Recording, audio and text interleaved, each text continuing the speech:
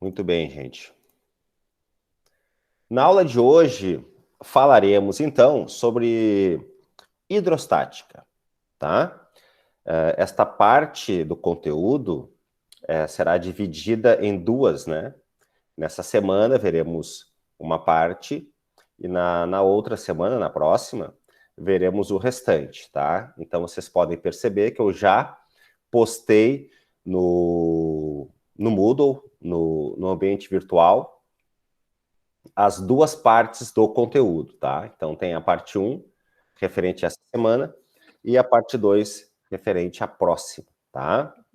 Cada semana terá, então, uma avaliação correspondente, certo? Muito bem. Do que trata, então, a hidrostática? Vamos lá. Vocês podem perceber pelo nome que está lá, nome da semana, né? Temos assim, semana 1, gravitação universal, né? Semana 2, mecânica dos fluidos. E semana 3 também, mecânica dos fluidos, tá? E o conteúdo que eu postei para vocês está com o nome de hidrostática. Bom, a hidrostática, ela é uma área de dentro da mecânica, tá? Então, se vocês forem procurar nos livros de física, onde que está o estudo da hidrostática, ou onde se estuda a hidrostática, dentro da física, provavelmente estará dentro de um livro de primeiro ano, de um livro de mecânica, tá? Às vezes, devido ao grande volume de conteúdos que a física tem, às vezes esse conteúdo é empurrado para o livro 2, né? Lembrando da sequência normal que existem para os livros de física, né? Livro número 1, número 2 e número 3, correspondentes, né, a primeiro ano, segundo e terceiro. Não que essa lógica sempre seja sempre a mesma, né? Lembrando que Pelotas, por exemplo, trabalha... muitas escolas em Pelotas trabalham com PAV, então o que em outros lugares é conteúdo de primeiro ano, aqui é de segundo. E o que é de segundo aqui, aliás, o que é de segundo em outras cidades, aqui acaba sendo de primeiro ano. Tá? Então existem essas trocas aí que dependem de região para região, de escola para escola. Tá? Mas, se nós formos pegar um livro completo de mecânica, tá? Chayane, as tentativas são ilimitadas. Eu deixei dessa forma, tá? Certo? Então, as atividades postadas, as tentativas são ilimitadas, tá? Eu posso até confirmar depois, tá? Mas eu não coloquei número de tentativas determinado, tá? Certo? Então, voltando aqui, pessoal. Hidro refere-se a quê na cabeça de vocês? O que essa palavra... ao que essa palavra remete? Quando eu falo em hidro, exatamente, né? Água. Quando a gente fala de alguma coisa hidráulica, a gente pode pensar em água. Porém, não é apenas água, tá? Não é apenas água. A água é um líquido, certo? E por ser um líquido, nós podemos considerá-la um meio fluido, tá? Então, por exemplo, quando eu falo de algo que é hidráulico, pode ser água, mas pode ser óleo também, tá? Então, quando eu falo de uma máquina hidráulica, provavelmente eu estou falando de uma máquina que tem um sistema de óleo dentro dela, né? Um circuito de óleo dentro dela, tá? Da mesma forma, quando eu falo que uma residência teve um problema hidráulico, provavelmente é um problema em algum cano d'água, certo? Ok? Então, hidro é uma palavra que remete à água, mas principalmente remete a fluido, tá? E se remete a fluido, não é apenas líquido, pode ser gasoso também, tá? Então, quando eu falo em meios fluidos são meios líquidos e gasosos, tá? Então, quando eu falo numa certa quantidade de água, essa quantidade é um meio fluido. Uma certa quantidade de óleo também é um meio fluido. Uma certa quantidade de um gás, ou, por exemplo, falando do próprio ar, o ar é um meio fluido, tá? E a gente define meios fluidos como substâncias ou corpos que podem escoar, né? Então a gente sabe que a água pode escoar, o óleo pode escoar, assim como um gás, né? Ou seja, se há liberdade de movimentação, provavelmente esse líquido ou esse gás irá escoar para algum lugar quando isso for permitido, tá? E estático, né? Tudo que é estático na física é algo em repouso, ou está remetido a algo em repouso, tá? Quando eu falo que algo é estático, é porque algo não se movimenta ou está em repouso, certo?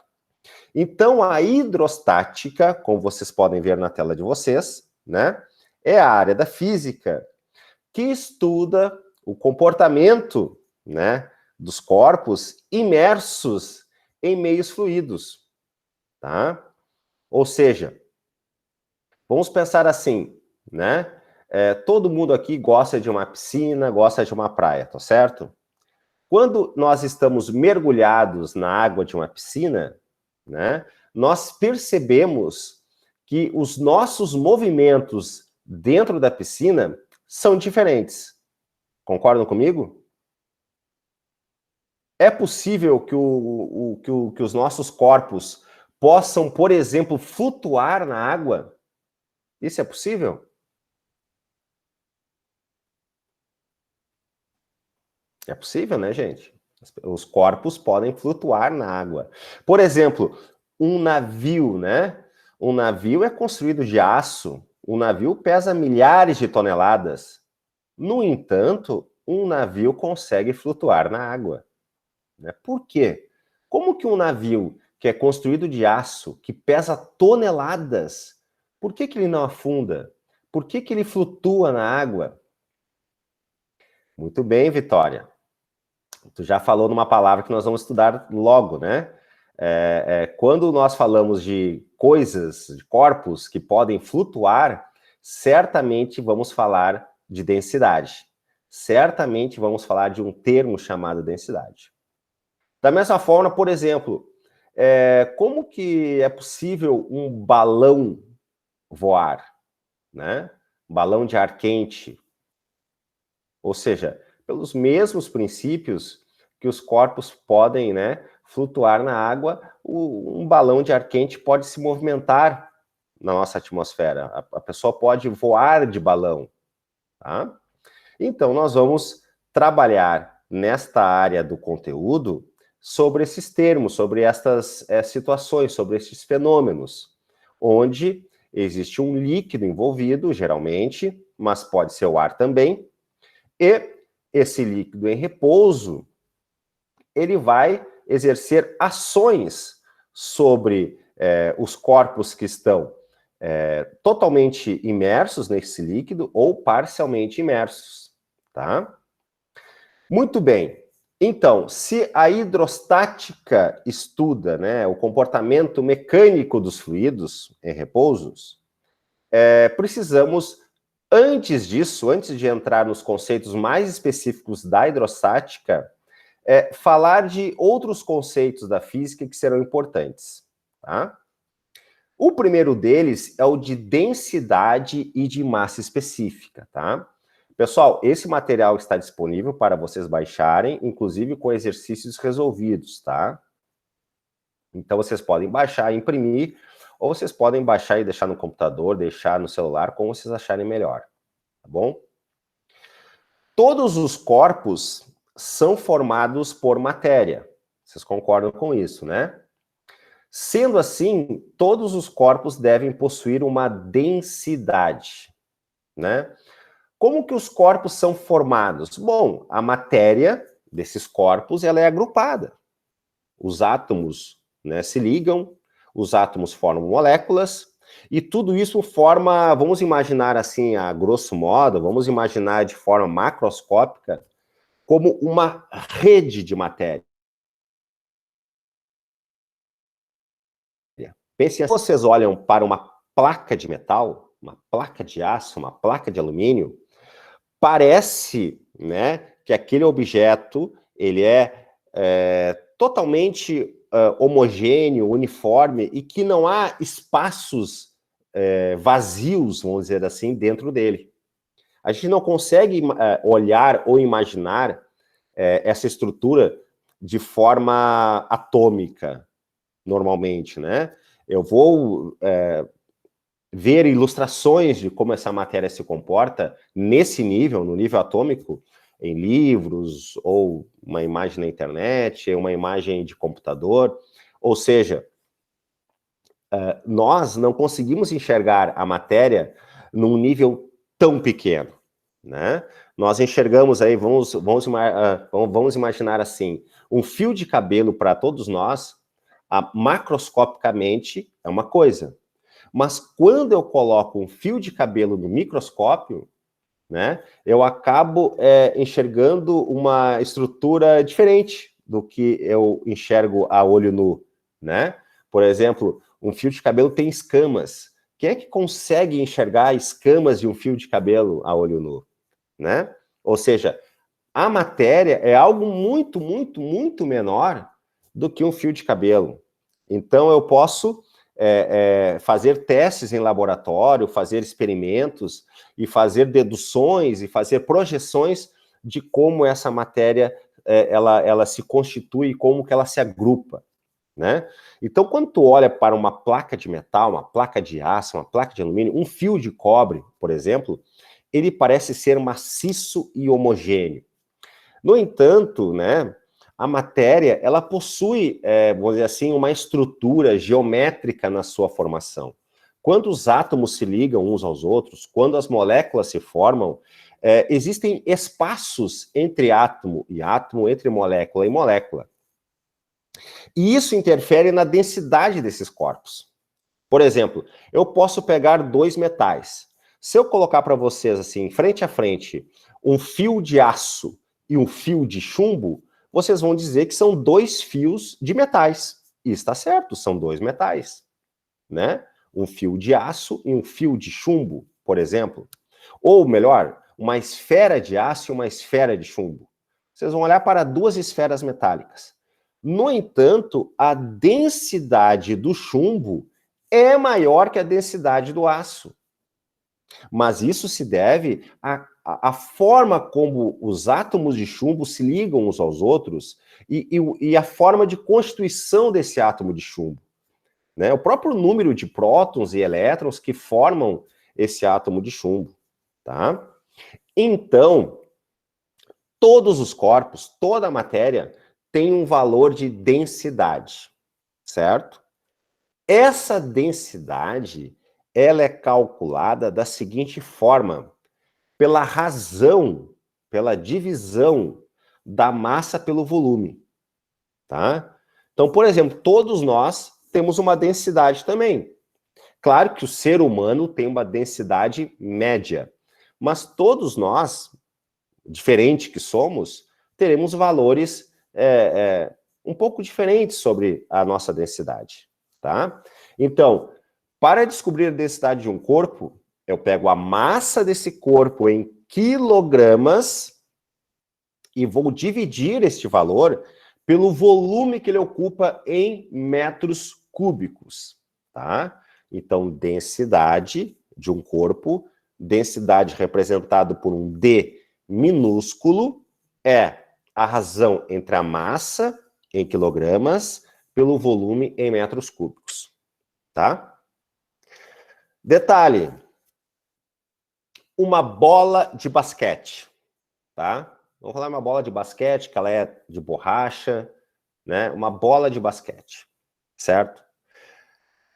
O que pode acontecer com uma bola de basquete bem cheia, tá? Eu enchi a bola, tá bem cheia, cheia de ar, obviamente, e eu levar ela para a piscina e colocar ela lá no fundo da piscina.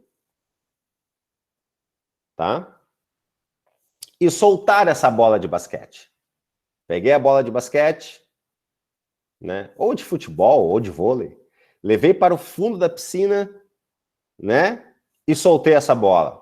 Ela vai subir, né? Vai subir. E muitas vezes ela sobe rapidamente, com aceleração. Por que que isso ocorre? Porque a bola de basquete, apesar de ser feita com uma borracha, ou a bola de vôlei, né, que é sintética também, pode ter couro, a bola de futebol a mesma coisa, a bola de futebol tem densidade, a bola de basquete tem densidade, a bola de vôlei tem densidade. Essa densidade do corpo leva em consideração todo o corpo. Então, se o corpo é feito de borracha, de couro, de plástico e de ar no seu interior, o ar vai contar para a densidade, tá? Por isso que a densidade é algo calculado para o corpo, certo? Porém, vocês estão vendo na frente de vocês que tem um termo chamado de massa específica. E a massa específica é calculada da mesma forma que se calcula a densidade. Da mesma forma. Mas tem uma diferença. Quando eu falo a massa específica, eu estou me referindo a corpos maciços e homogêneos.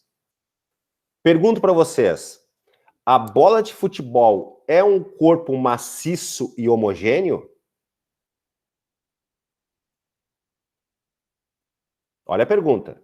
A bola de futebol é um corpo maciço e homogêneo?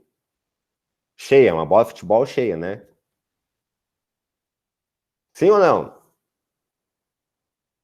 Não, né? Não é porque é um corpo que ele não é que ele seja vazio, mas eu posso encher uma bola de futebol? Posso. O que que eu coloco dentro da bola, né? Boto ar dentro dela. Então eu tenho várias, eu tenho uma constituição material dessa bola de coisas diferentes. Tem o plástico, tem o couro, tem a borracha, tem o ar. Não é homogêneo, né? Uma coisa homogênea é uma coisa que é feita de uma coisa só. Pode até ser uma liga. Por exemplo, uma liga metálica pode ser feita de diversos metais, certo? Pode ser homogêneo, uma liga metálica, tá? Pode ter, sei lá, pode ter alumínio, pode ter mais um outro material junto ali, um outro metal, mas para ser homogêneo não pode existir espaços vazios dentro, entende? Ok? Então, por exemplo, se eu falar de uma esfera de aço maciça, isso é um corpo homogêneo, tá? Se eu falar de um pedaço de madeira que não seja oco, isso é um corpo homogêneo, tá? Então, para corpos que são maciços e homogêneos, eu posso chamar a densidade de massa específica. É calculada da mesma forma. Então, qual que é a diferença, professor? A diferença é, quando é um corpo, pode ter um espaço vazio no seu interior. Como, por exemplo, um navio. O que que um navio tem? Densidade. E o que que tem no interior do navio? Porque o navio é feito de aço. E o aço maciço, ele afunda no oceano, tá? Ele não boia sobre a água, certo?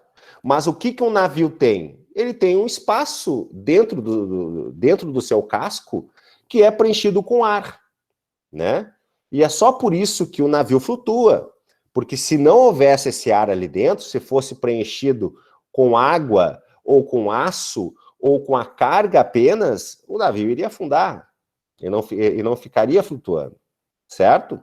Então, o navio, ele tem densidade, mas o aço que compõe aquele navio tem massa específica.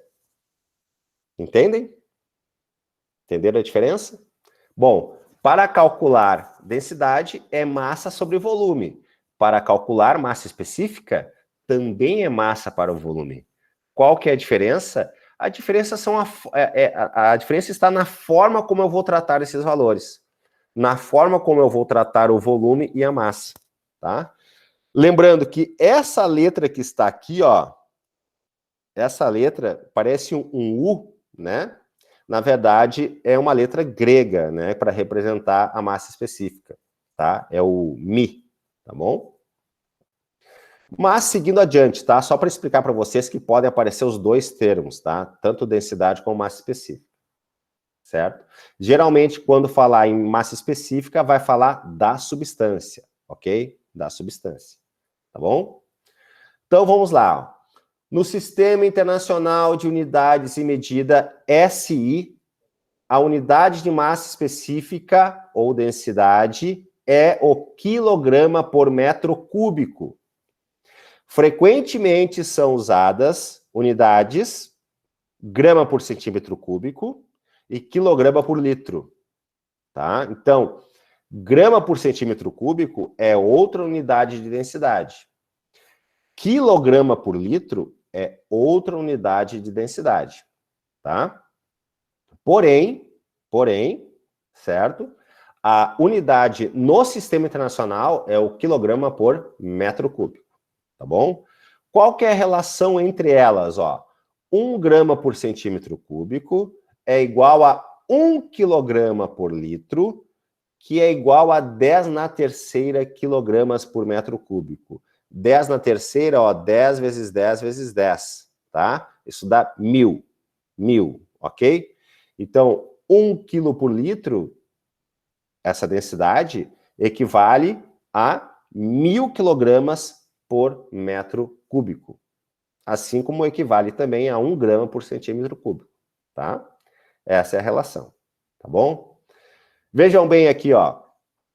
Nesta tabela está dito assim, ó, material ou corpo, né? E aqui estão os materiais. E aqui do lado a densidade, certo? Tá? Aqui onde está escrito densidade, eu também posso chamar de massa específica. Porque aqui eu estou falando da substância, entende? Ok? Então funciona assim, ó. O ar, por exemplo, ó. O ar, tá? A 20 graus Celsius de temperatura e pressão atmosférica ao nível do mar, que significa isso aqui, uma atmosfera, tá? Uma atmosfera é a pressão atmosférica ao nível do mar. E 20 graus Celsius é a temperatura. Então, sob estas condições, o ar tem densidade de 1,21 quilograma por metro cúbico. Ou seja, a massa de 1 metro cúbico de ar, a massa de 1 metro cúbico de ar, né? A 20 graus Celsius e pressão de uma atmosfera é de 1,21 quilogramas, tá? O ar é bem leve, né? O ar é leve, certo? A água a 4 graus Celsius e 1 atm, uma atmosfera. 1 vezes 1000, né? Porque aqui é 1,00 e aqui é 10 na terceira, que é 1000. Todos os outros aqui também, ó, 1000, é tudo vezes 1000, né? Até aqui embaixo, ó, tudo vezes 1000. Então vamos lá. A água tem densidade de 1000 quilogramas por metro cúbico, tá? Considerando 4 graus Celsius e 1 atm. Claro que a variação de pressão e a variação de temperatura pode influenciar esse valor, tá? Mas vocês podem dizer que aproximadamente, se nas casas de vocês, né, se vocês moram em casas, tá? E essa casa tem uma caixa d'água, que geralmente tem, se essa caixa d'água cabe 1000 litros, tá? 1000 litros significa 1 metro cúbico, tá? 1 metro cúbico, certo? 1 metro cúbico de água. 1000 litros de água, 1 metro cúbico de água. Isso tem massa de 1 tonelada, 1000 quilogramas, tá? 1000 quilogramas. E aí vocês podem perceber aqui, ó, que nós temos outras substâncias, ó. Água do mar, aqui água doce, né? Água do mar, água salgada, a 0 graus Celsius e 1 atm, 1,03 vezes 10 na terceira, que é 1000. Ou seja, a densidade da água do mar é um pouco maior que a densidade da água doce, tá?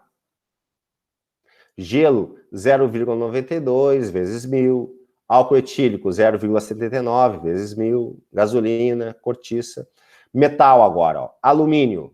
Alumínio, 2,7, 2,70, tá?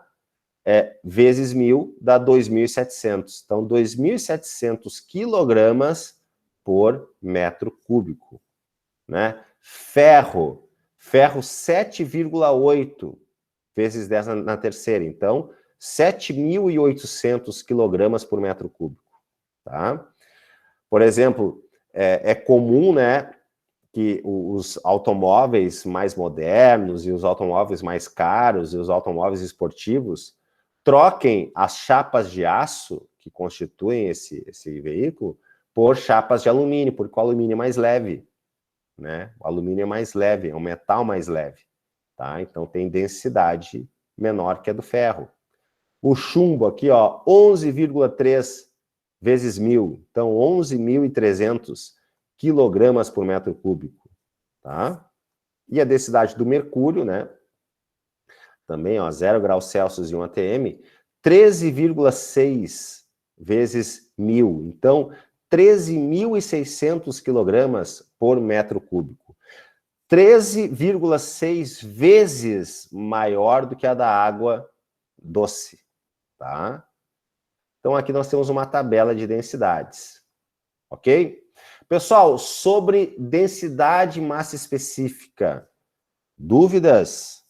Perguntas? Densidade é para o corpo, massa específica é para uma substância ou para um corpo homogêneo, ok? Então, tu só pode calcular massa específica quando for para um corpo homogêneo e maciço, homogêneo e maciço, né? Ou para uma substância, tá? Densidade tu pode calcular sempre, né? Às vezes, a densidade será igual à massa específica, o valor, tá?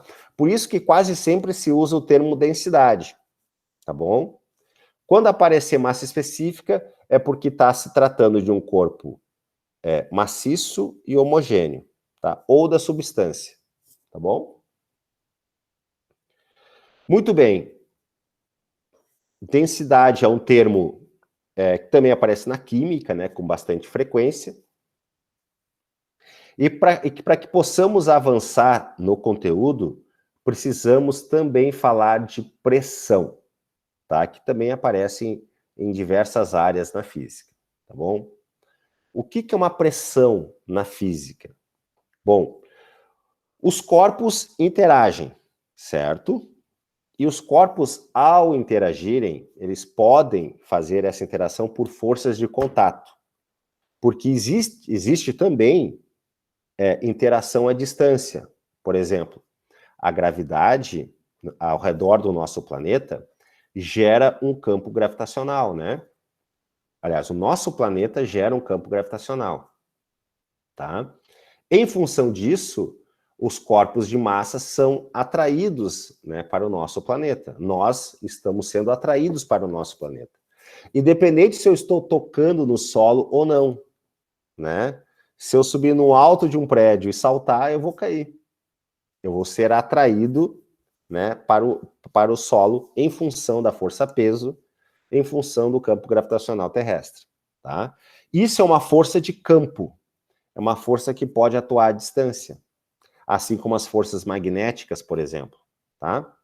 Mas quando as forças são de contato, nesse ponto de contato existe uma pressão, certo? Então, quando uma força está atuando em um corpo, uma força está empurrando um corpo, por exemplo, ela está exercendo naquele ponto de contato uma pressão, tá? Por exemplo, quando vocês caminham, o pé de cada um de vocês, tá?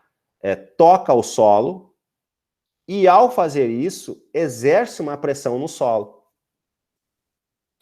Tu não percebe isso, porque ninguém fica pensando nisso, né? A pessoa apenas caminha. Mas quando tu caminha em algo fofo, tu sente que essa pressão deforma a região que tu está tocando. Por exemplo, quando a gente caminha na areia, na praia, a cada vez que eu piso na areia, o meu pé, ele afunda um pouquinho. Ou seja, ele empurra o solo para baixo, né? Empurra aquela parte de areia que ele está em contato para baixo. Assim como se eu pisar numa lama, por exemplo, vai acontecer a mesma coisa, certo? Então, toda vez que uma pessoa caminha, ela aplica uma força no solo. Cada contato, né? Cada contato do pé com o solo é a aplicação de uma força sobre uma área. Que tamanho mede essa área? A área é o tamanho do pé, ou o tamanho do calçado, certo? Ok? E aí, então, existe uma pressão naquele local, naquele ponto onde a força foi aplicada, tá? Exemplo, as meninas, né, quando elas estão usando salto alto, elas sabem que não podem pisar em qualquer lugar, porque o salto agulha pode afundar, né? Por exemplo, assim, a pessoa está... A menina, ela desceu de um carro ou saiu de algum lugar e tem que caminhar por cima de uma grama, né? Muitas vezes ela não consegue botar, caminha na ponta do pé, né? Não consegue colocar todo o seu peso no chão, porque sabe que esse salto, né, o salto agulha vai afundar. Por que isso ocorre? Porque o peso do corpo da mulher está distribuído naquela área de contato. E se aquela área de contato é muito pequena, geralmente a ação da força pode fazer com que aquele corpo fure o outro. Um exemplo, uma agulha, né? Nós estamos agora, né, vocês eu não sei quando irão receber, mas eu já tomei a primeira dose da vacina contra a Covid, né? Contra o coronavírus. E a vacina, né, é um exemplo ali de que a seringa, né, com a agulha, é um exemplo de ação da força sobre uma área muito pequena. Ou seja, se eu tocar na pele de vocês, no braço de vocês com o meu dedo e empurrar, eu não vou conseguir atravessar a pele de vocês, né? Tu não consegue fazer isso com uma caneta, por exemplo, né? Tu pode até machucar, mas não consegue fazer isso, porque é uma área muito grande de contato. Agora, se tu pega uma agulha bem pequena, fininha, tu apenas empurra, né? E a agulha entra no corpo da pessoa e tu deposita a vacina e praticamente a pessoa nem sente que foi perfurada por uma agulha, tá? Ou seja, quando uma pessoa toma uma vacina, né, através de uma seringa com uma agulha, naquele ponto de contato da agulha com a pele da pessoa, existe uma pressão tão grande que a pele se rompe e a agulha penetra, podendo então depositar a vacina, tá? Sempre que uma força for aplicada a uma área, teremos então uma pressão. Como que se calcula essa pressão? Pela razão, força por área, tá? A força é medida em newtons e a área em metros quadrados, ok? A força é medida em newtons e a área em metros quadrados, tá? Então, pressão é força por área, ok? Pessoal, qualquer dúvida, qualquer pergunta, é só chamar a atenção aqui que eu paro e explico, tá bom? Tá? No Sistema Internacional de Unidades e Medidas, né, a unidade de pressão é o P minúsculo, tá? Aliás, desculpa, a unidade de pressão representada pela letra P minúsculo, é o Newton por metro quadrado, tá? Ó, Newton de força e metro quadrado da área, ok? Então, quando eu falar de um valor de pressão, tá? Estando esses valores no sistema internacional, a unidade correta é o Newton por metro quadrado, que também é chamada de Pascal, PA. Então, Newton por metro quadrado e Pascal é a mesma coisa, tá bom? Quando aparecer um, é a mesma coisa que o outro. Se eu falar 20 newtons por metro quadrado, isso é a mesma coisa que 20 pascais, tá? Ó, 1 newton por metro quadrado é igual a 1 pascal, é igual a 1 PA. Certo, gente? Dúvidas, perguntas? Não? Podemos seguir? Beleza, gente. Então, falamos já de densidade e pressão, né? Agora, então, nós vamos utilizar esses conceitos para abordar aqueles que fazem parte da hidrostática, tá? Por exemplo, se eu colocar algo muito pesado, por exemplo, tá? Em algum lugar que não seja rígido, tá? Por exemplo, eu coloco lá... Vamos pensar assim, eu me deito sobre um colchão. O que acontece? O colchão se deforma, né, na região onde está o meu corpo. Se eu ficar em pé em cima do colchão, ele se deforma ainda mais. Por quê? Porque o meu corpo tem um peso, o peso é uma força, e quando essa força está sobre um outro corpo, ela exerce pressão. Então, ao deitar no colchão, o meu corpo exerce uma pressão no colchão, e o colchão se deforma. Ao ficar em pé em cima de um colchão, o meu corpo exerce uma pressão numa área menor, né? Ou seja, a força, a minha força, que é o meu próprio peso, está aplicada agora na área de contato dos meus pés com o colchão. Então a pressão aumenta. Ou seja, o mesmo corpo, a mesma força, pode exercer pressões diferentes. Depende de como essa força está aplicada, ok? Isso vale para os corpos sólidos, né? Porque os corpos sólidos têm forma definida. Então, conforme tu vai apoiar um corpo no outro, tu vai ter uma maior ou menor pressão, tá? Entendido isso? Muito bem, tá? Exemplo, né? Aqui a gente não tem, assim, aqui no Brasil não neva, né, com frequência, e quando neva, neva em somente algumas regiões. E nem são, assim, períodos longos de neve. Mas em regiões que existe muita neve, né, por períodos consideráveis do ano, os veículos usam correntes nos pneus e as pessoas usam calçados diferentes também. Existe, por exemplo, um tipo de calçado para caminhar na neve que é tipo uma raquete, tá? Você já deve ter visto isso ou em algum filme, ou em alguma imagem, ou em alguma outra situação, né? Tu calça no teu pé, com a tua bota, por exemplo, uma bota para frio, tu calça uma raquete para ampliar a área de contato dos pés da pessoa com a neve, para a pessoa não afundar na neve, né? Então, os corpos sólidos se comportam dessa forma, assim, né? Porque eles têm formas bem definidas e a forma como a pressão está estabelecida depende de como um corpo está em contato com o outro.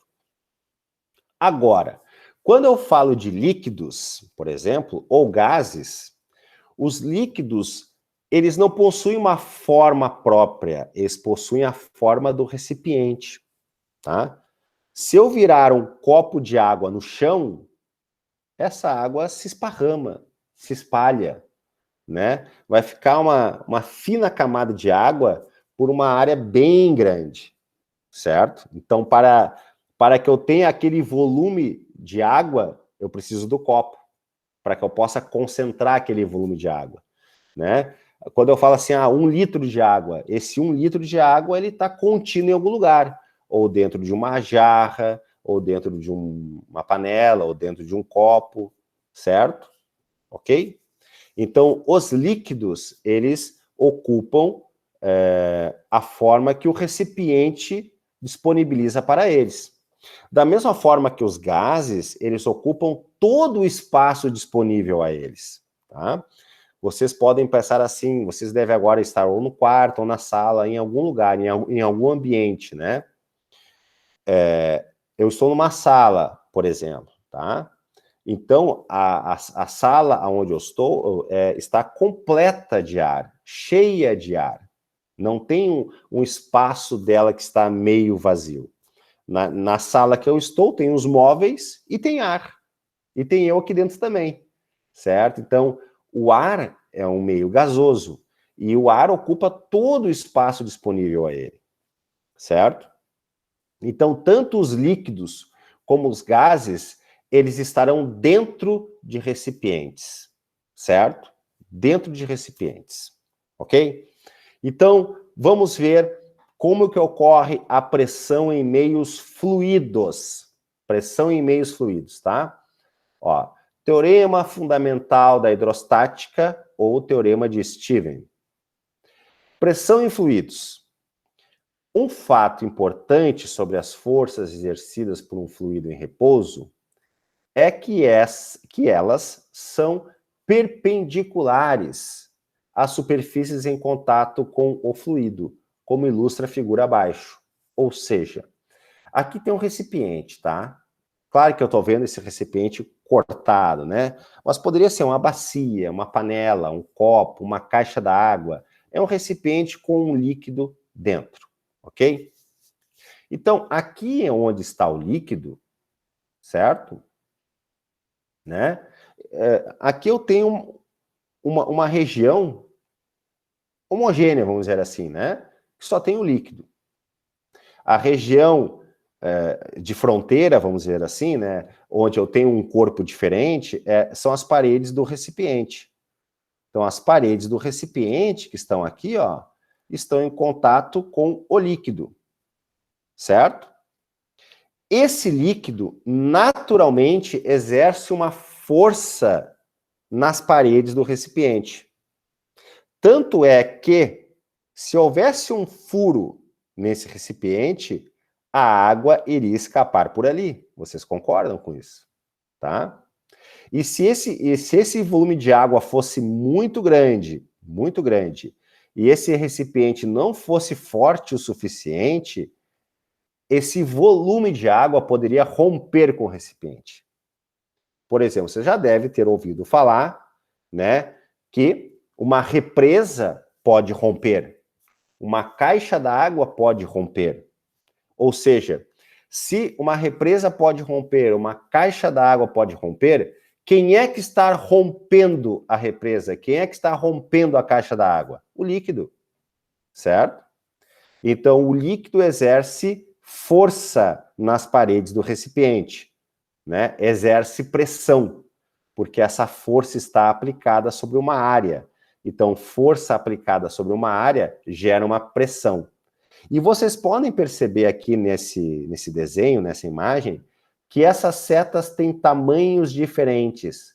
Ou seja, aqui em cima o tamanho é menor e aqui embaixo o tamanho é maior. Qual que é a tentativa disso? De representar para vocês que no fundo desse recipiente a pressão é maior do que próxima à superfície, tá? Tanto é que se um mergulhador vai fazer um mergulho, certo? Ele vai ficar a uma certa profundidade, ele tem um limite que ele pode atingir. Ele não pode ultrapassar um certo limite de profundidade, porque ele pode ser esmagado por essa pressão, tá? Assim como submarinos, assim como qualquer outro objeto que mergulha na água, certo? Existem limites de profundidade para que este corpo, para que este objeto, para que ele não sofra com essa ação da pressão do líquido, tá? Então, como que se dá a pressão de um líquido, certo? Se dá da seguinte forma: é uma pressão perpendicular, é uma força perpendicular às paredes do recipiente, certo? As paredes do recipiente, e vai aumentando conforme a profundidade, tá? Então diz assim, ó, na sequência: pressão de uma coluna de líquido, pressão de uma coluna de líquido, tá? A pressão, aqui está entre parênteses P total, tá? P minúsculo, P total, exercida num ponto qualquer no fundo de um recipiente, é a soma da pressão que o ar exerce na superfície do líquido, pressão atmosférica, mais a pressão que a coluna de líquido exerce. Vamos lá. Vamos imaginar que vocês tenham na frente de vocês agora uma jarra de água, tá? Que tenha 20 centímetros de altura, certo? 20 centímetros de altura, essa jarra, tá bom? Ou seja, qual é a pressão que existe no fundo dessa jarra? Pressão que o líquido está fazendo no fundo dessa jarra, tá? Tu tens que calcular a pressão que aquela coluna de líquido exerce, ou seja, se são 20 centímetros, aqueles 20 centímetros de água exerce uma pressão no fundo da jarra, mais a pressão atmosférica sobre a superfície do líquido, tá? Tem que somar essas duas, certo? Vamos lá. Vamos pensar, qual que é a pressão no fundo de uma piscina? No fundo de uma piscina, eu tenho que somar a pressão que toda aquela água da piscina, né, aquela coluna de água, vamos pensar assim, eu conheço uma piscina que ela tem profundidade de 1,5 metro, 1,5 metro. Então tem 1,5 metro de água, certo? Mais a pressão atmosférica em cima daquela superfície, tá?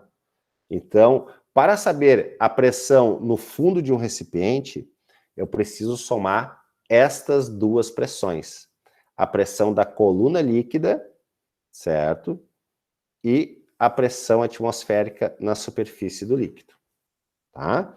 E aí eu vou somar essas duas pressões. Isso vai me dar a pressão total no fundo de um recipiente, tá bom? Ó. Entendido até aqui, pessoal?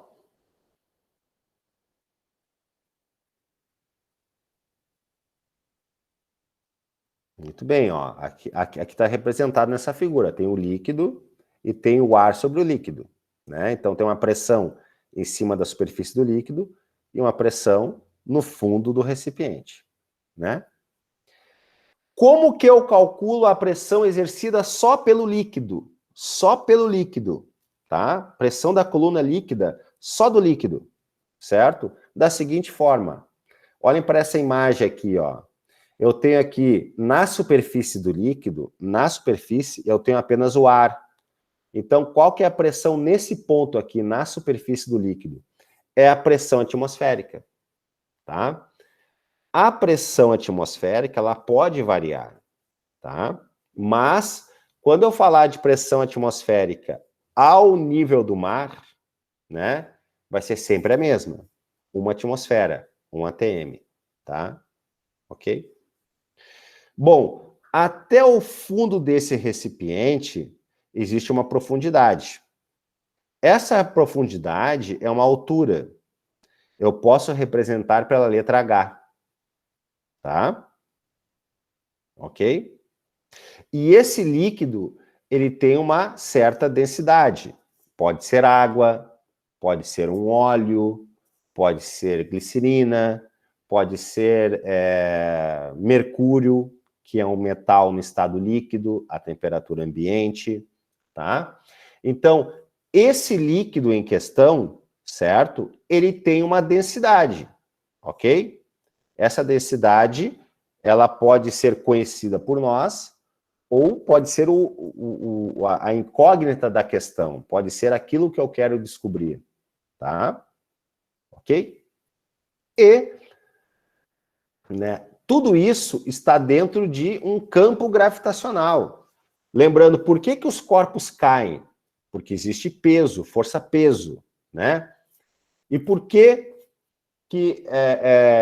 é importante essa força-peso, né? Agora, no nosso estudo. Justamente por isso, porque um líquido, né? Ele vai sempre escoar para o fundo. Pense assim, ó, se eu tenho uma caixa d'água no alto de um prédio e eu abro o registro para essa água escoar, para onde que ela vai escoar? Vai escoar para baixo, né? Porque a gravidade faz isso, empurra para baixo. Então, por isso que a gravidade é importante aqui, a aceleração gravitacional. Ou seja, tá? A pressão da coluna líquida, só do líquido, é o produto entre essas três variáveis. Quem são essas três variáveis? É a densidade do líquido, tá? A aceleração gravitacional e a altura, tá? Densidade do líquido, aceleração gravitacional e altura, ok? Certo? Bom, então, a pressão total no fundo de um recipiente, né, é a pressão atmosférica mais a pressão da coluna líquida. Como que eu calculo a pressão da coluna líquida? Densidade do líquido, né? A aceleração gravitacional e a profundidade, que é representada pela letra H. Tá bom? Eu posso fazer isso separadamente e depois somar. Eu posso calcular separadamente e depois somar, certo? Ou posso fazer tudo junto ao mesmo tempo. Tá? Entendido até aqui, gente?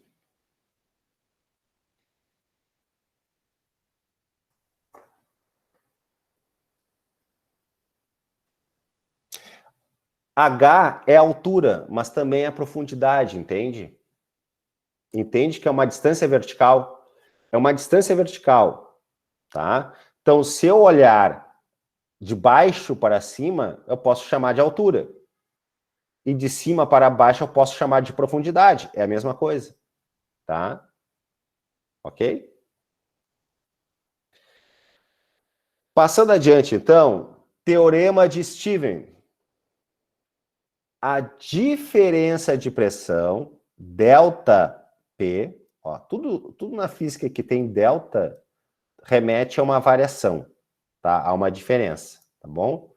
Então, a diferença de pressão, delta P, entre dois pontos no interior de um líquido em equilíbrio, é igual ao produto de sua densidade pela aceleração da gravidade, tá?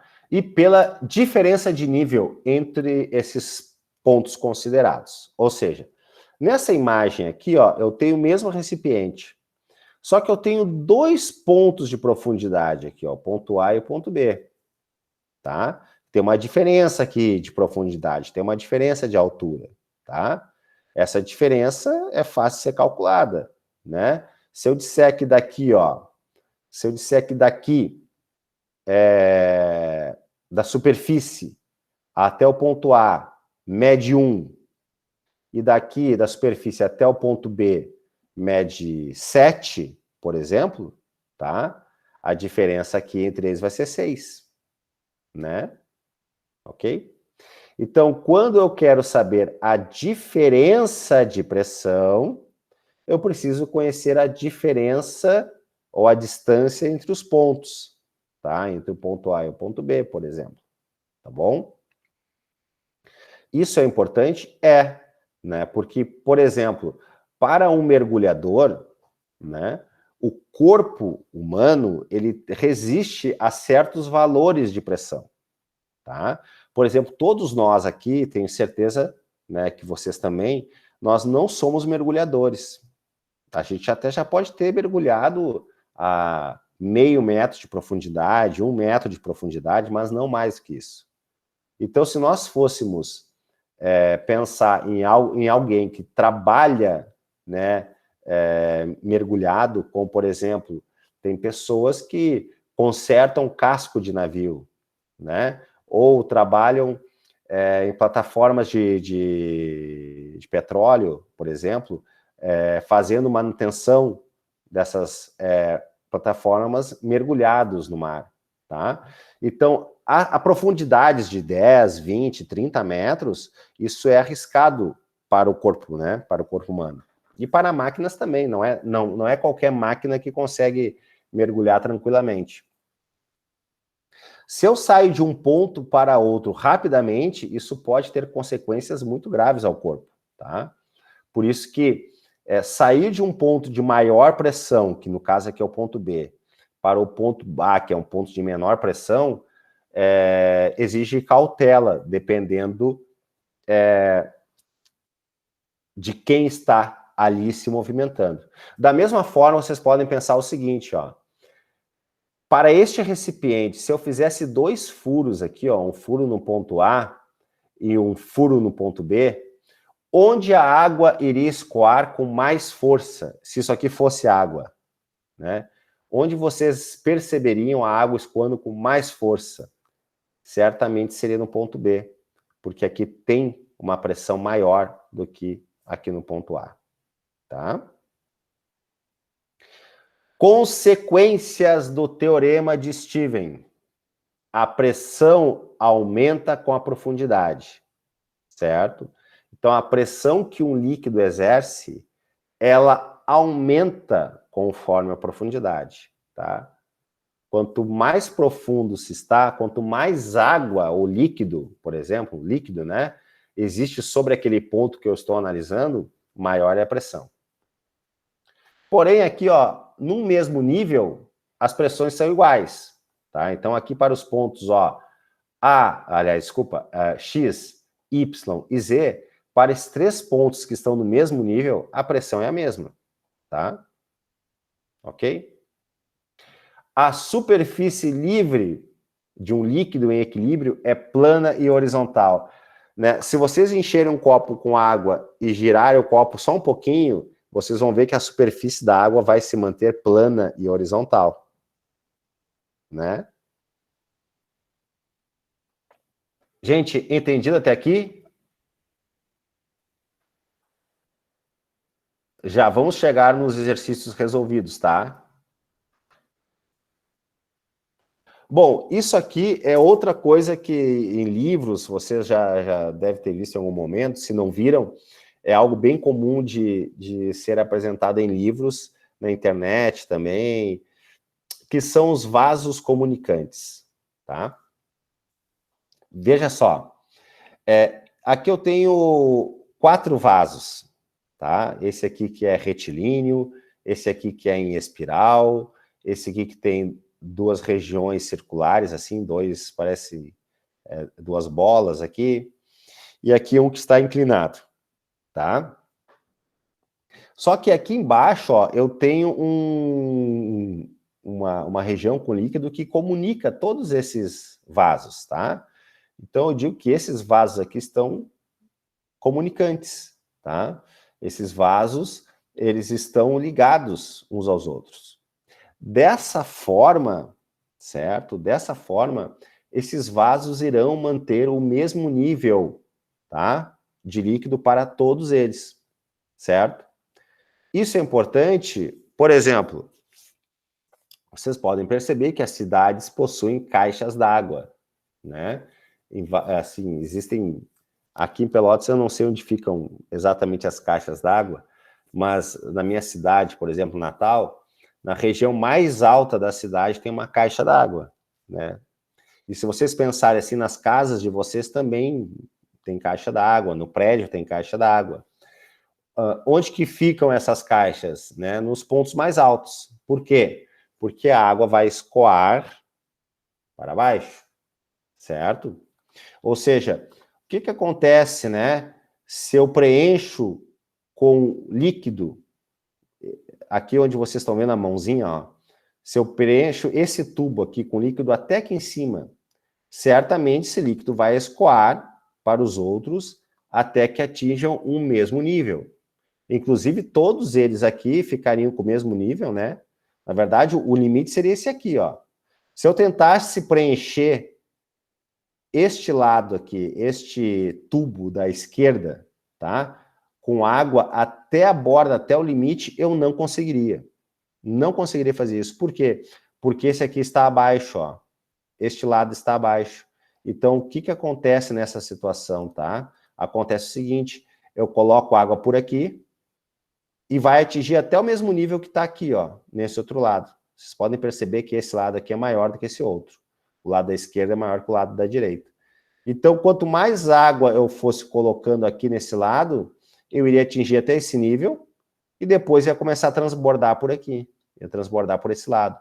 Mas não iria completar esse tubo, nem este, com água até o limite aqui. Iria tudo transbordar por aqui, tá? Então, por exemplo, quando uma casa é construída, isso aqui é levado em consideração. Quando um prédio é construído, isso aqui também é levado em consideração. Por isso que se coloca a caixa d'água no ponto mais alto, porque vai fazer com que a água escoe para os outros pontos que estão mais abaixo. Tá? Então, princípio dos vasos comunicantes. Um líquido colocado em um sistema de vasos comunicantes sempre atingirá o mesmo nível em todos os vasos, independente da forma de cada um. Tá? Ok? E aí, vamos para a pressão atmosférica. Tá? Falamos de água até agora, né? A água é um fluido, certo? Porém, o ar também é um fluido, certo? Lembrem que fluidos são líquidos e gases, tá? Líquidos e gases são fluidos, certo? Então, o que que ocorre? Nós vivemos mergulhados no ar, nós estamos imersos no ar, certo? Quando a gente se movimenta, nós estamos atravessando o ar. Então, toda essa camada de ar ao redor do planeta, toda essa atmosfera que existe ao redor do nosso planeta, ela acaba exercendo pressão. Pressão sobre a Terra, né, sobre o solo, e sobre os corpos que estão imersos na atmosfera. Então, nós sofremos pressão atmosférica, tá? Como, então, podemos tratar a pressão atmosférica? Vamos lá, ó. Acima de cada ponto da superfície da Terra, podemos considerar que há uma coluna de ar exercendo pressão, a chamada pressão atmosférica, tá? Então, quando vocês estão na praia ao nível do mar, né? Exatamente ao nível do mar, vocês têm uma atmosfera sobre a cabeça de vocês, ou seja, vocês têm toda uma coluna de ar sobre a cabeça de vocês, certo? A pressão atmosférica depende da altitude do local. Por exemplo, a pressão atmosférica na cidade do Rio de Janeiro é maior que a pressão atmosférica em Belo Horizonte. Lembra que Rio de Janeiro é o nível do mar, Belo Horizonte é acima do nível do mar, certo? Nós aqui em Pelotas estamos muito próximos do nível do mar, mas a Serra Gaúcha está acima do nível do mar, tá? Esse fato pode ser explicado com base no Teorema de Stephen, tá? Sobre o Rio de Janeiro, ao nível do mar, a coluna de ar é maior do que sobre Belo Horizonte, situada a uma altitude de 836 metros, tá? O cientista que mediu pela primeira vez a pressão atmosférica foi o italiano Evangelista Torricelli, tá? Ou Torricelli, certo? O que fez o Torricelli? Bom, tá? Ele queria medir a pressão, né, atmosférica, certo? O ar é um fluido, tá? Então ele utilizou outro fluido para medir a pressão atmosférica. Como que ele fez isso? Ó? Ele pegou um tubo aqui de 1 metro, mais ou menos, tá? De 1 metro de comprimento, de altura. E ele colocou dentro desse tubo um líquido, só que um líquido pesado, um líquido de grande densidade, ou seja, mercúrio. Lembre-se que o mercúrio é um metal, só que a temperatura ambiente ele é um metal líquido, tá?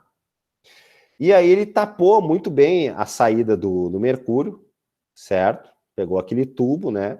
Tapou a saída do mercúrio e virou este mesmo tubo num recipiente que também tinha mercúrio, certo? O mercúrio, ele é pesado, tá? Então, o peso faz com que o mercúrio tente escoar. Só que dentro desse tubo, esse tubo ele era fechado, ó. Ele é aberto aqui embaixo, mas aqui em cima ele é fechado. Então, ao escoar, né, este tubo, ele acaba gerando um vácuo aqui dentro, ó. Ao mesmo tempo que a pressão atmosférica está atuando aqui na superfície do mercúrio, ou seja, a pressão atmosférica aponta para baixo, tá? Ou seja, ao mesmo tempo que eu tenho o peso do mercúrio que tenta fazer com que ele escoe por esse tubo, eu tenho também a pressão atmosférica que está atuando na superfície dessa quantidade de mercúrio, tá? Ou seja, o mercúrio desceu. Ele desceu até um ponto em que ele se equilibrou com a pressão atmosférica. Então, por haver este equilíbrio com a pressão atmosférica, o Torricelli deduziu que as duas forças estavam se equiparando, se igualando, ou seja, o peso do mercúrio dentro do tubo com a pressão atmosférica fora do tubo, né? Porque a pressão atmosférica atua aqui na superfície, certo? Contrária à elevação do nível de mercúrio, tá? E o peso do mercúrio está aqui dentro, querendo escoar. Então, Torricelli verificou que a pressão exercida pela coluna de mercúrio dentro do tubo é igual àquela exercida pela pressão atmosférica, a pressão da atmosfera sobre a superfície do mercúrio num recipiente aberto. Concluiu assim que a pressão atmosférica é equivalente à pressão de uma coluna de mercúrio. A altura da coluna varia conforme a altitude do lugar. Ou seja, ao nível do mar, essa coluna de mercúrio tem 76 centímetros, ou 760 milímetros, tá? Veja bem, quanto vale a pressão atmosférica ao nível do mar? 76 centímetros de mercúrio, tá? Ou 760 milímetros de mercúrio. No Sistema Internacional de Unidades e Medidas, temos, tá, convertendo para Newton por metro quadrado, que a pressão atmosférica é aproximadamente, esse símbolo aqui é de aproximadamente, 1,013 vezes 10 na quinta. Ó, 10 na quinta é 10 vezes 10 vezes 10 vezes 10 vezes 10. Isso é 100 mil, tá? É esse número aqui, ó.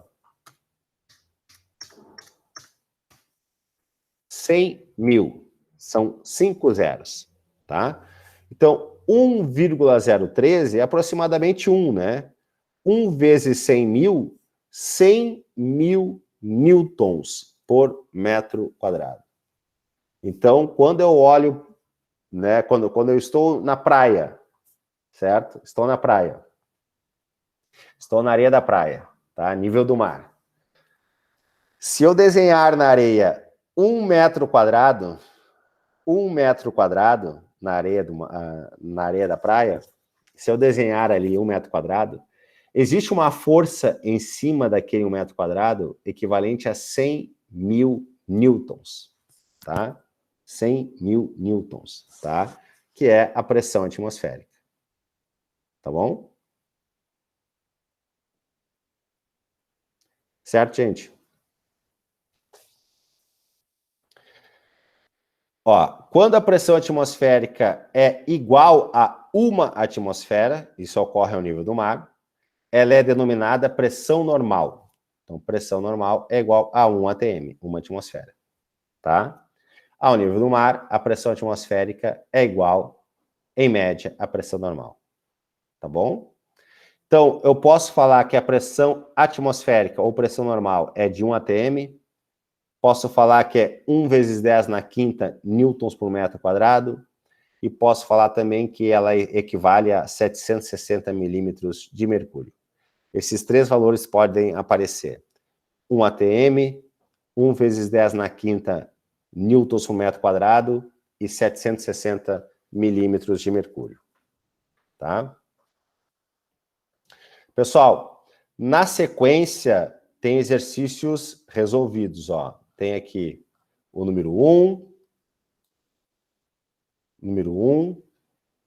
o número 2, tá aqui, e o número 3, tá? 4, 5, 6,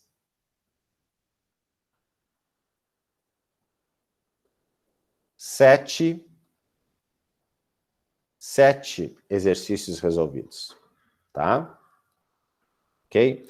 Vamos, eu vou assim, ó, gente, vocês vão baixar esse material, quem quiser imprimir pode imprimir, e assim, quando vocês baixarem, quando vocês forem estudar, tá? Além de revisar o que já foi dito, quando vocês vão estudar um exercício resolvido, não é somente passar os olhos, tem que tentar resolver, tem que tentar entender cada termo, tá? Então, vamos lá. Primeiro exercício. O primeiro exercício diz assim, tá? Um tijolo tem dimensões. Ó, um tijolo é um corpo que tem volume.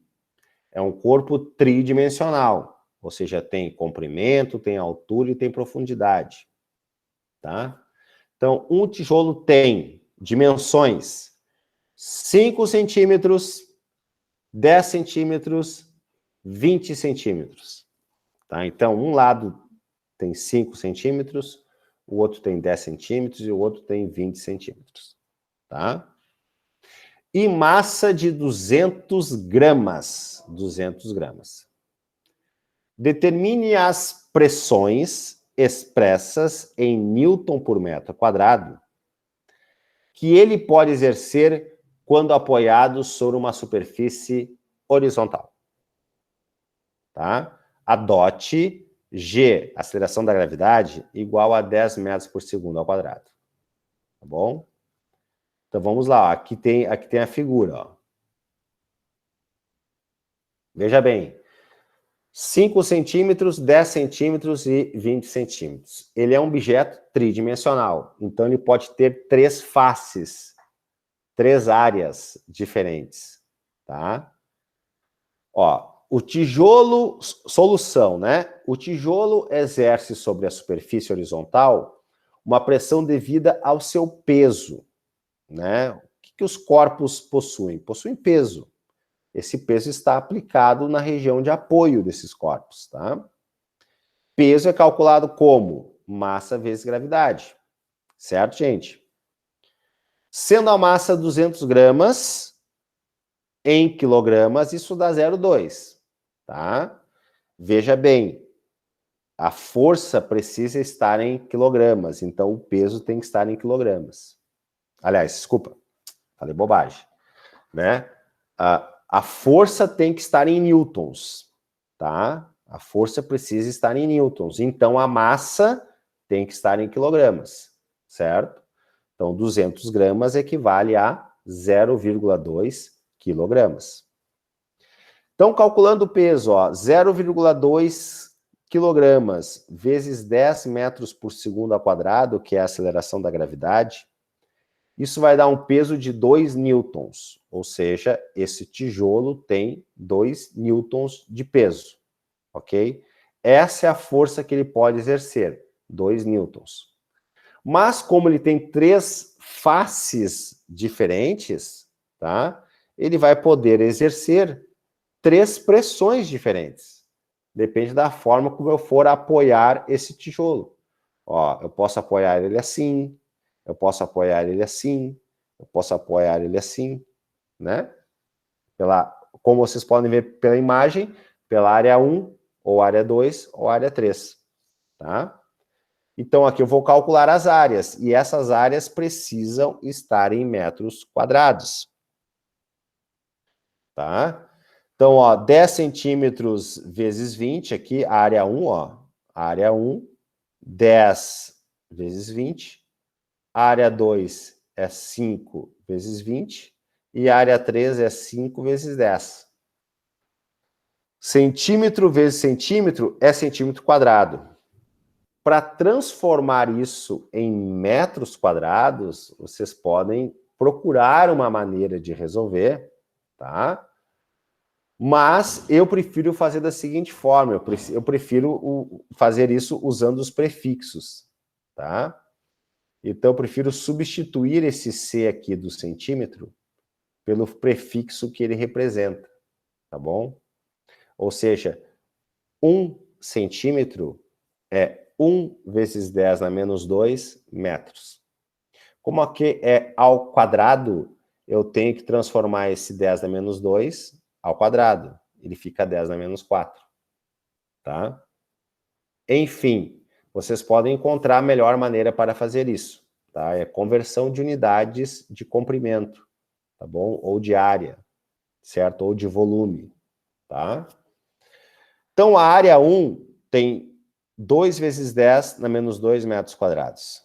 A área 2 tem 1 vezes 10 na menos 2 metros quadrados. E a área 3 tem 0,5 vezes 10 na menos 2 metros quadrados. Tá? Então, por isso, eu calculo 3 pressões diferentes, que são 3 áreas diferentes. A pressão 1 é a força pela área 1, a pressão 2 é a força pela área 2 e a pressão 3 é a força pela área 3. Os resultados serão para a pressão 1, 100 newtons por metro quadrado. Para a pressão 2, 200 newtons por metro quadrado. E para a pressão 3, 400 newtons por metro quadrado. Tá?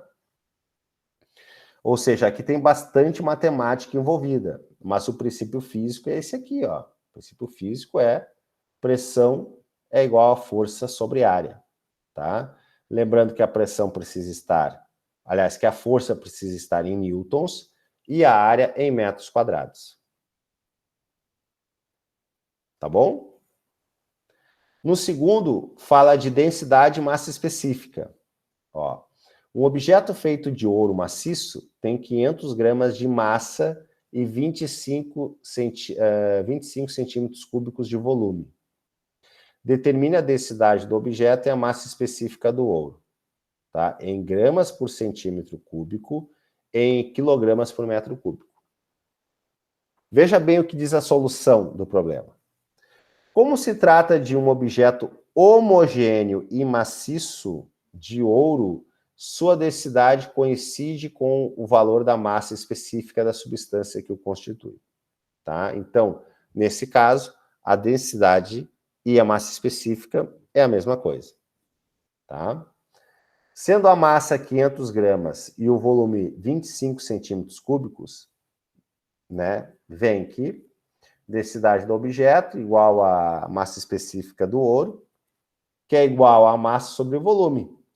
Massa é 500 gramas, volume é 25 centímetros cúbicos, isso é um resultado de 20 gramas por centímetro cúbico, tá?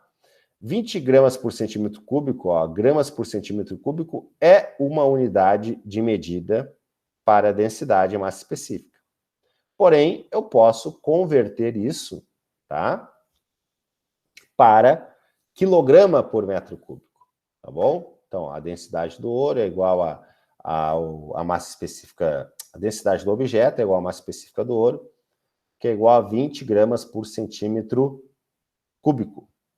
Como que eu transformo isso para quilogramas por metro cúbico? Basta pegar o valor, que é 20, e multiplicar por 1000, tá? Ou multiplicar por 10 elevado ao cubo, certo? Então, 20 vezes 10 ao cubo, ou 20 vezes 1000, quilogramas por metro cúbico. Isso também é igual a 2 vezes 10 elevado à quarta potência, tá? 10 na quarta é 10.000. 10.000 vezes 2, 20.000, né? 20 vezes 1000, 20.000. 20 vezes, aliás, 2 vezes 10 mil, 20 mil também. Tá? Então, aqui é a mesma coisa que está escrito. A diferença é que aqui é 20 vezes 10 na terceira e aqui 2 vezes 10 na quarta. Tá? Quilogramas por metro cúbico. Neste caso, densidade e massa específica são a mesma coisa. Tá? Na sequência aqui eu tenho o seguinte, ó, o mergulhador está submerso a uma profundidade H, num local onde a pressão atmosférica é 1 vezes 10 na quinta newtons por metro quadrado, certo? Isso aqui é um valor que não muda, tá? Pressão, aliás, desculpa, pressão atmosférica ao nível do mar, né? É 1 vezes 10 na quinta.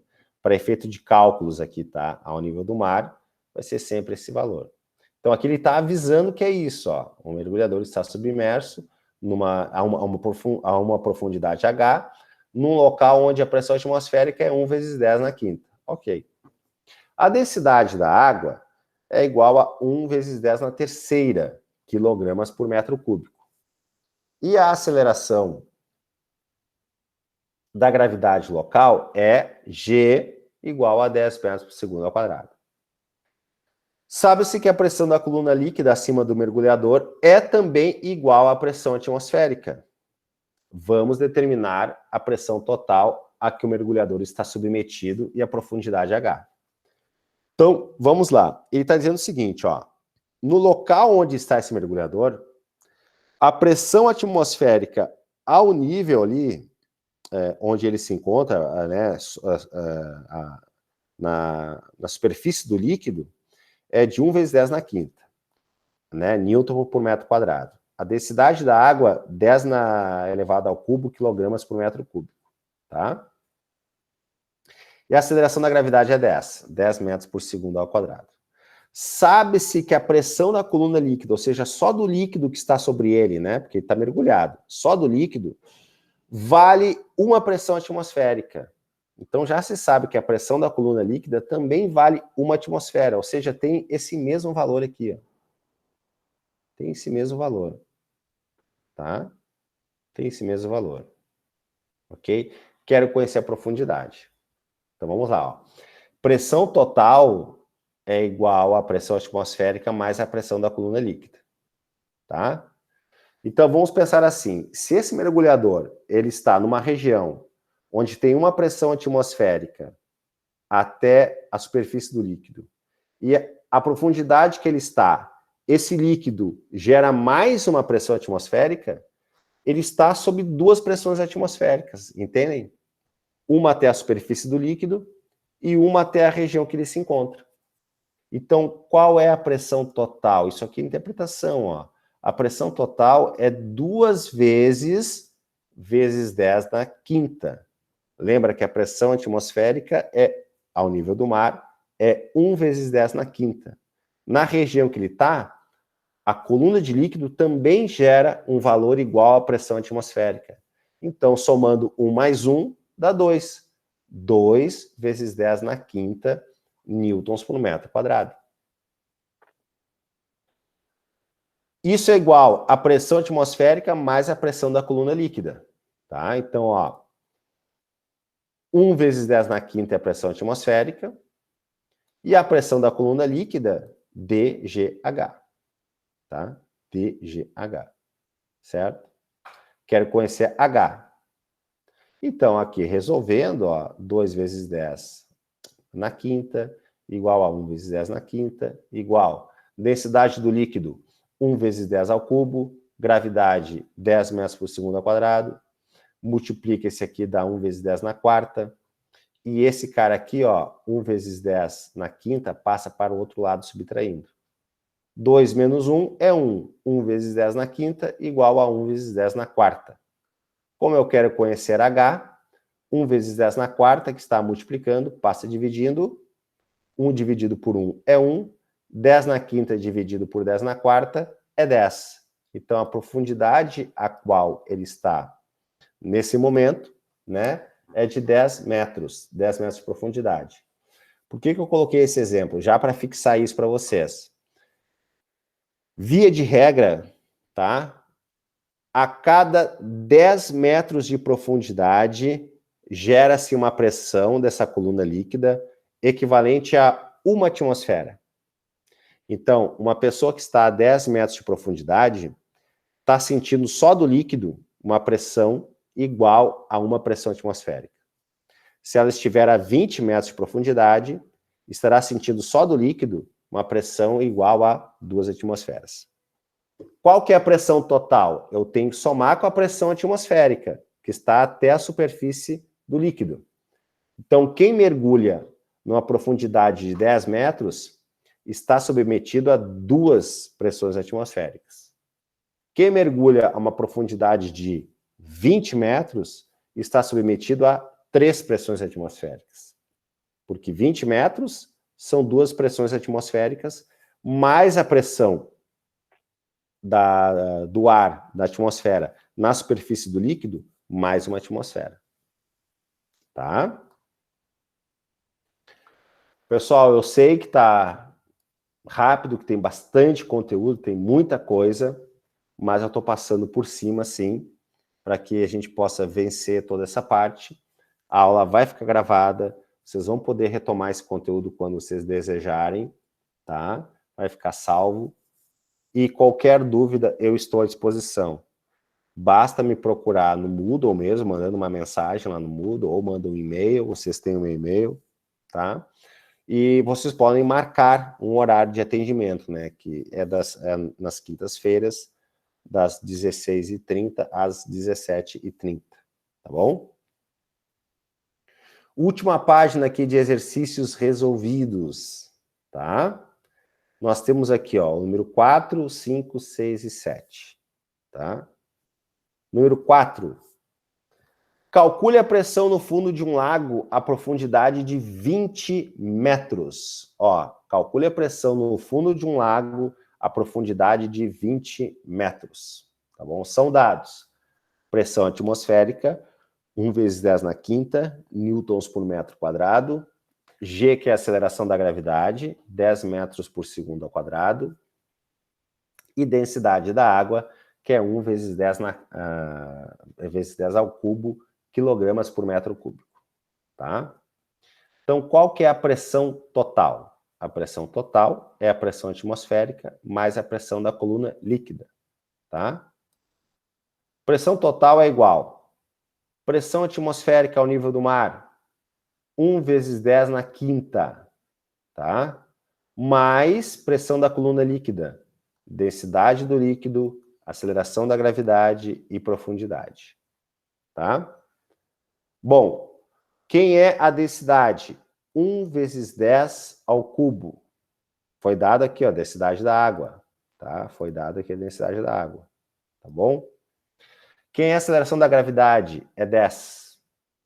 E quem é a profundidade de questão? É 20.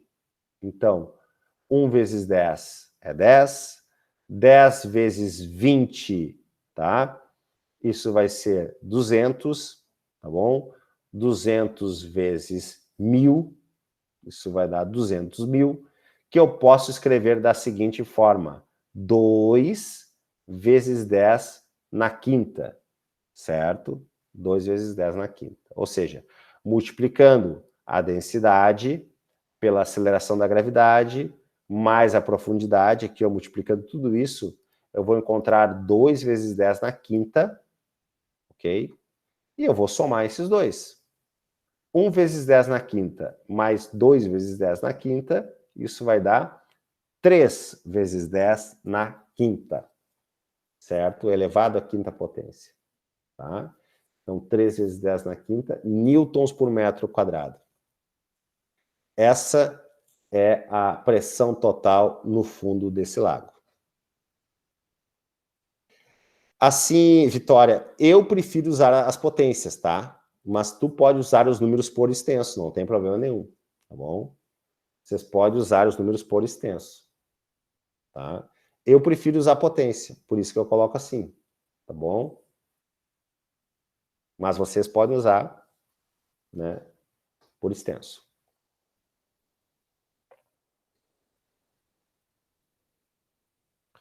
Número 5.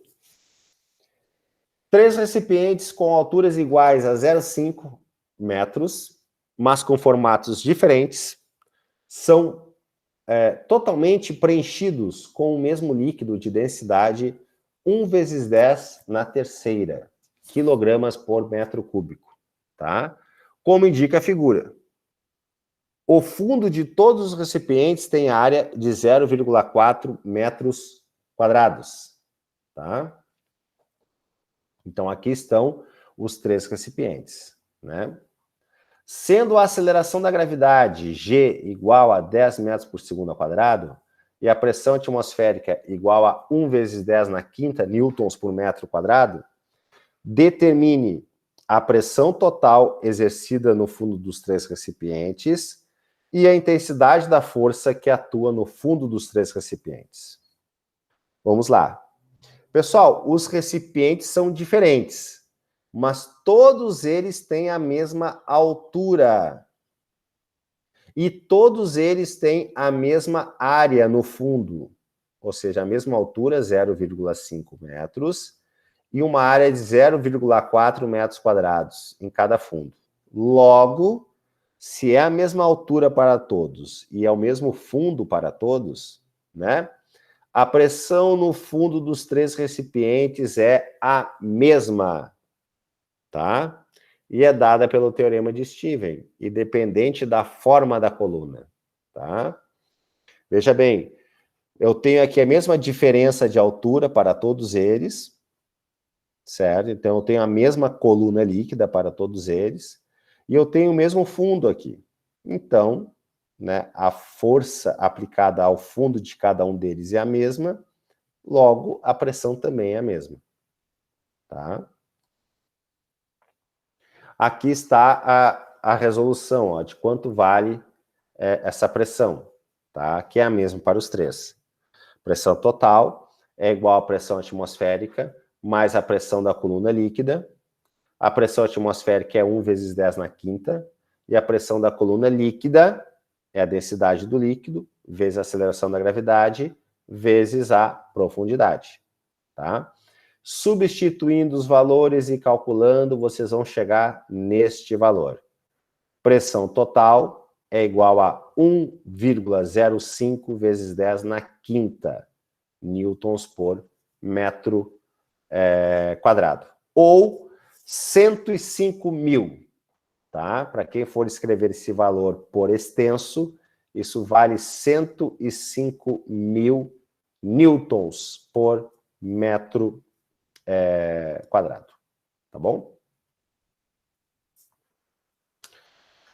Como os 3 recipientes têm fundos de mesma área, 0,4, a força também será a mesma no fundo dos 3 recipientes.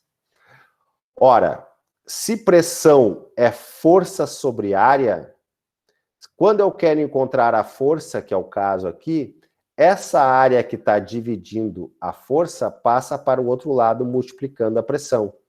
Então, força é igual a pressão vezes área. A força foi dada, 1,05 vezes 10 na quinta, e a área é 0,4. Multiplicando esses dois, vocês vão encontrar 0,42 vezes 10 na quinta, ou 4,2 vezes 10 na quarta. 10 na quarta é 10 mil, então 10 mil vezes 4,2, isso dá 42 mil newtons, tá bom?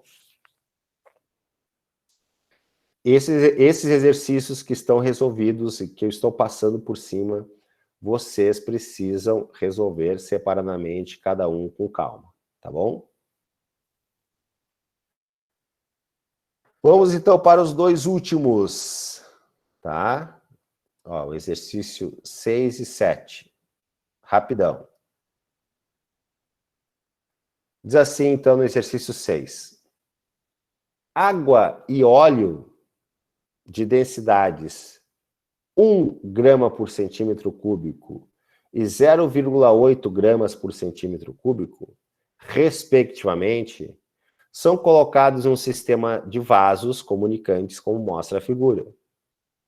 Sendo 26 centímetros a altura da coluna de óleo, determine a altura da coluna de água medida acima do nível de separação entre os líquidos.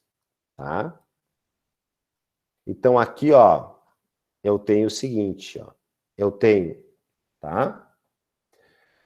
Água aqui, nesse lado, em azul, e óleo aqui. Percebam que o nível do óleo está um pouquinho acima do nível da água, tá? Isso aqui está em equilíbrio, certo? Está em equilíbrio. Ou seja, essas duas quantidades estão em repouso, tá? Então, eu tenho um pouquinho mais de óleo aqui, né? Em relação a esse nível da água, tá bom? Então, diz assim, né? Solução. Evidentemente, o óleo é o líquido do ramo esquerdo, menos denso. E a água, a do ramo direito, mais denso. Porque aqui, ó, foi dito o seguinte, ó, foi dado a densidade da água, que é 1, e a densidade do óleo, que é 0,8. Ou seja, se eu misturar óleo, esse tipo de óleo, com água, o óleo vai ficar por cima, porque ele é menos denso, tá? E a água é mais densa, tá bom? Então, aqui, ó, foi dado, né, esse esquema, essa figura para a gente entender, tá bom? Então, nesse lado 1 é o óleo, nesse lado 2 é a água, tá? Densidade do óleo, 0,8 gramas por centímetro cúbico. Densidade da água, 1,0 gramas por centímetro cúbico. E essa altura aqui, a altura H1, é 26 centímetros, tá? Ok? Essa linha tracejada aqui embaixo, ó, essa linha tracejada, tá? Dessa divisão aqui do óleo com a água até o outro lado, para esta linha a pressão é a mesma. Lembre-se do que foi dito lá no Teorema de Stevens, né? Para dois pontos de mesmo nível dentro de um líquido, tá? A pressão é a mesma. Então aqui nós podemos dizer que há uma separação entre a água e o óleo, e aqui é somente água, tá? Então, para esse ponto aqui, para esse tracejado, nós podemos dizer que as pressões são iguais, certo? Pressão 1 é igual à pressão 2, tá bom? Ok? Então, o que nós temos aqui, ó? Nós temos a pressão atmosférica em cima do óleo, a pressão atmosférica em cima da água, e mais aqui essa altura H1 e essa altura H2, até esse ponto de equilíbrio. Então, o que eu posso dizer? Ó? Que a pressão nesse ponto 1 que está aqui, tá? Eu posso imaginar o ponto 1 aqui nessa divisão, e um ponto 2 aqui nessa outra, onde tem a linha tracejada, tá? Nesses dois pontos aqui, eu posso dizer, certo? Que essa pressão no ponto 1 é igual à pressão no ponto 2, sendo que esses dois pontos estariam no mesmo nível, tá? Então, ó, pressão 1 é igual à pressão 2. Daí vem, né? Quem é a pressão no ponto 1? É a pressão atmosférica, né? Mais a pressão da coluna líquida. Quem é a pressão no ponto 2? É a pressão atmosférica mais a pressão da coluna líquida. Como nos dois lados da igualdade a pressão atmosférica é a mesma, pode cortar, pode cancelar. E como tem gravidade nos dois lados e é o mesmo valor, pode cancelar também. Então, o que sobrou?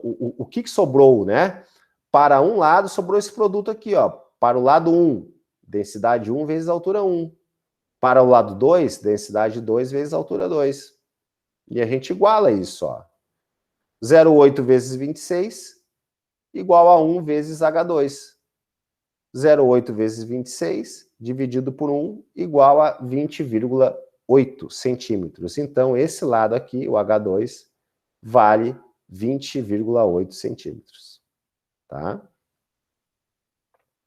E aqui da mesma forma vai ser esse exercício, tá bom? Aqui, na verdade, ele já deu os pontos ó, A e B, tá? Aqui de um lado eu tenho um gás e aqui eu tenho uma coluna de mercúrio, tá? O esquema representa um recipiente R contendo um gás conectado a um tubo em U com mercúrio e aberto para o exterior. Então, nesse lado aqui eu tenho só a pressão do gás no ponto A, e nesse outro lado eu tenho a pressão do ar, que é a pressão atmosférica, mais a pressão da coluna líquida, certo? E aqui está a explicação de como resolver, né, este exercício que já está resolvido, tá bom? Pessoal, são 10 para as 4, tá? Foi trabalhado bastante conteúdo, foi falado muita coisa, certo? É importante que vocês, então, baixem o material, deem uma estudada nesse material, tentem refazer os exercícios que estão resolvidos, e hoje, já às 18 horas, vocês podem começar a responder, então, a avaliação dessa semana, que tem peso 10 pontos também, tá? Qualquer coisa, eu estou à disposição no chat do ambiente virtual ou por e-mail, e vocês podem agendar, então, um horário de atendimento, tá? É só me avisar, que eu abro a sala para que vocês possam entrar e vocês possam tirar as dúvidas, tá bom? Gente, por hoje, tá? Ficaram muitas dúvidas, ficou muita coisa confusa, vocês têm alguma pergunta, querem esclarecer alguma coisa agora?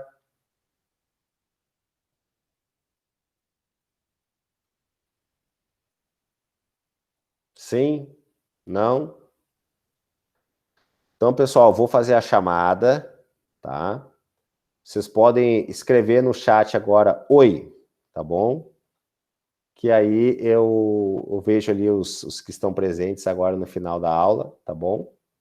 Isso, exatamente, é só colocar um oi, que depois eu pego e dou uma olhada ali em quem esteve presente, tá? Avisem os colegas, certo? Que estamos tendo os encontros, né, às segundas, das 14 às 16. Digam que a presença é importante, porque para pegar a explicação é importante, tá bom? Tentem tirar o máximo de dúvidas possíveis, referentes ao conteúdo, ou agora durante o encontro síncrono, ou depois no chat do ambiente virtual, ou por e-mail, ou marcando um agendamento, tá bom? Né, um horário de atendimento, tá bom? Certo, gente? Então, por hoje é só, tá? Vocês estão dispensados, ok?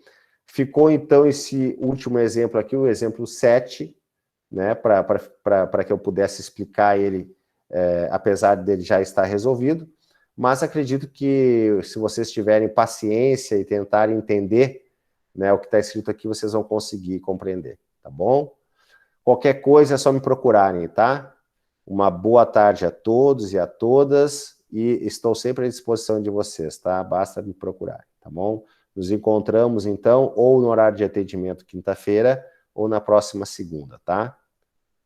Tchau e até mais.